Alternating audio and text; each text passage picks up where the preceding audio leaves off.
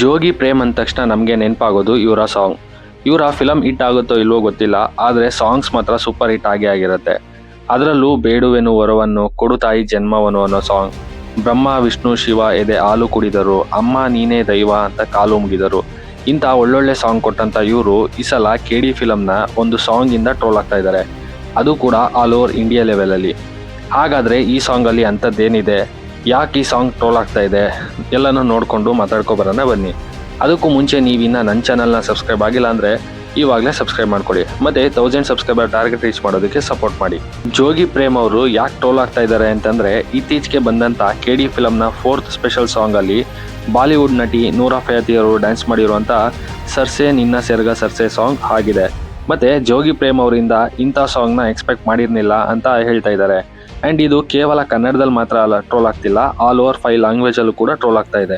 ಈ ಸಾಂಗ್ ಯಾಕೆ ಇಷ್ಟು ಟ್ರೋಲ್ ಆಗ್ತಾ ಇದೆ ಅಂತಂದರೆ, ಇದರ ಸಾಹಿತ್ಯ ಆಗಿದೆ ಸರ್ಸೆ ನಿನ್ನ ಸೆರ್ಗ ಸರ್ಸೆ, ಇದು ಫಸ್ಟ್ ಹೆಣ್ಮಕ್ಳ ಗೌರವಕ್ಕೆ ಧಕ್ಕೆ ಅನ್ನೋ ಹಾಗೆ ಇದೆ. ಅದಾದ್ಮೇಲೆ ಬರುವಂಥ ಡಬಲ್ ಮೀನಿಂಗ್ ಲೈನ್ಸ್ ತುಂಬ ಕೆಟ್ಟಾಗಿದೆ.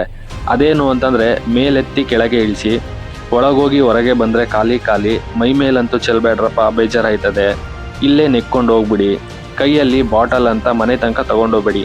ಈ ಲೈನ್ಸ್ ನೋಡಿದ್ರೆ ಡ್ರಿಂಕ್ಸ್ ಮೇಲೆ ಮಾಡಿರೋ ಥರ ಕಾಣಿಸ್ತಾ ಇದೆ, ಆದರೆ ಇದರ ಡಬಲ್ ಮೀನಿಂಗ್ ಅರ್ಥ ಬೇರೆ ಥರ ತುಂಬ ಕೆಟ್ಟಾಗಿದೆ. ಅಷ್ಟೇ ಅಲ್ಲ, ಈ ಸಾಂಗಲ್ಲಿ ಬರುವಂಥ ನೂರಾ ಅವರ ಡ್ಯಾನ್ಸ್ ಆ್ಯಂಡ್ ಸಂಜಯ್ ದತ್ ಅವರ ಡ್ಯಾನ್ಸ್ ಕೂಡ ತುಂಬ ಅತಿ ಆಯಿತು ಅನ್ನೋ ಹಾಗೆ ಇದೆ.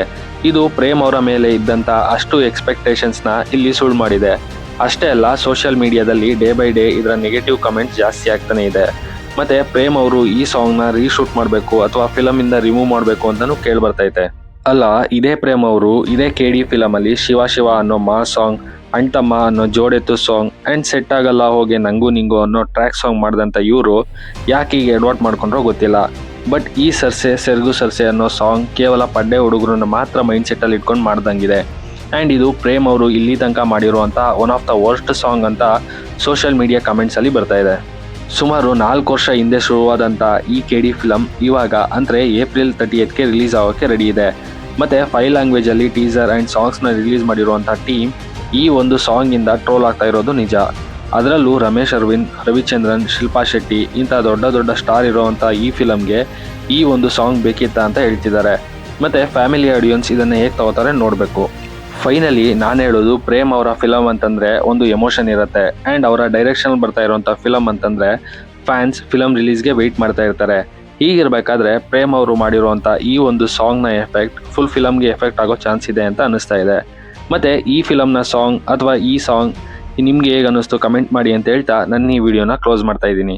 ನಿಮಗೆ ಈ ವಿಡಿಯೋ ಇಷ್ಟ ಆಗಿದ್ದರೆ ಲೈಕ್ ಮಾಡಿ, ಶೇರ್ ಮಾಡಿ, ಹಾಗೆ ಮತ್ತಷ್ಟು ಫಿಲಮ್ ರಿಲೇಟೆಡ್ ಅಪ್ಡೇಟ್ಗಾಗಿ ನನ್ನ ಚಾನಲ್ನ ಸಬ್ಸ್ಕ್ರೈಬ್ ಮಾಡ್ಕೊಳ್ಳಿ. Thanks for watching this.